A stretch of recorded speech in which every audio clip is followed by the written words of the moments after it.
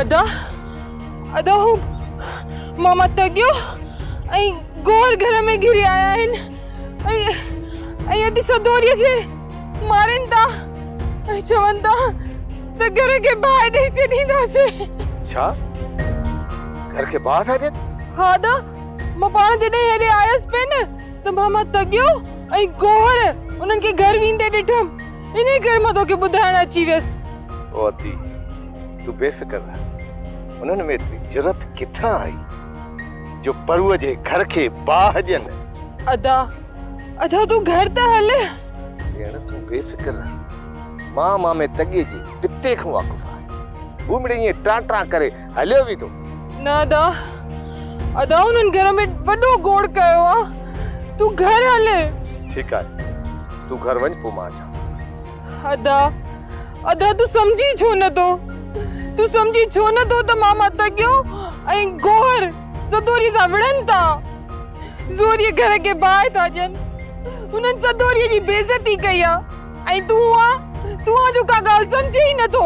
सफ़ा अहिड़ी ॻाल्हि आहे? हा अदा तू घर हल मूंसां गॾु। हल हल।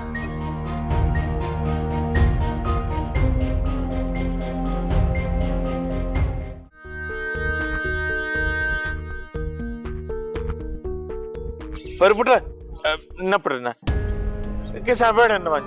वेड़न कम कुत्तन जो आहे। कुत्ता पंहिंजो कम करे विया बाबा। हाणे मां उन्हनि ज़ियानखोर कुत्तनि खे ज़िंदा न छॾींदुसि।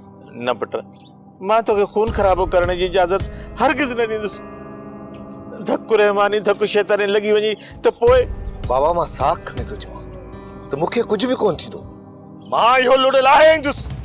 मां इन तॻे ऐं गोहर खे बख़्श न कंदुसि। पर पुट इन्हनि ॿिन्ही जो को ॾोह ई नाहे।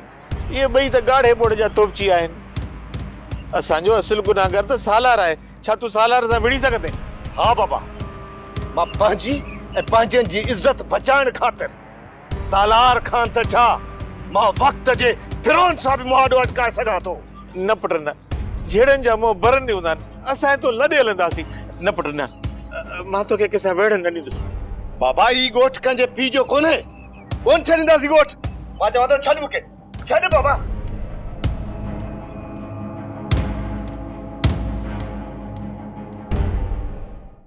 सोप सीरियल सिंध जाई तमाम एपिसोड्स ॾिसो हाणे HD क्वालिटीअ में। विज़िट करियो असांजो YouTube channel Sindh TV HD drama. Subscribe कयो असांजो official YouTube channel Sindh TV HD drama ऐं वधीक अपडेट लाइ बेल आइकन खे क्लिक करियो।